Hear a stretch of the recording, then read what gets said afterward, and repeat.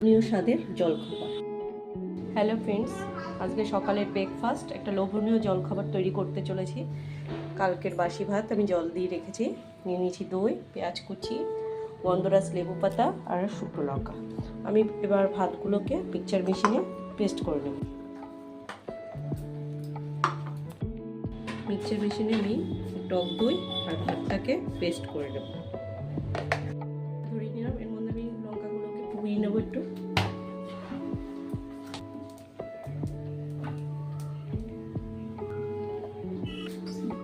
এটা আমি দিয়ে দিলাম, পেস্ট করে রেখেছি, পেস্টটার মধ্যে দিয়ে দিলাম গন্ধরাজ লেবু পাতা। তেল দিয়ে একটা ফোড়ন দেব। ফোড়নে দিলাম সর্ষে একটু সামান্য, দিয়ে দেবো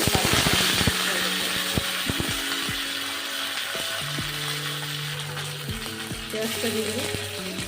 পেঁয়াজটা একটু নরম হওয়ার জন্য একটু সামান্য লবণ দিয়ে দেবো। পেঁয়াজটাকে একটু তেলের মধ্যে নাড়াচাড়া করে দেবো যাতে পেঁয়াজটা নরম হয়ে গেছে। এবার এটাকে আমি এটার মধ্যে মিক্সড করবো, কোনো ঝামেলা ছাড়াই হয়ে যায় জলখাবারটা। লবণ দিয়ে দেবো।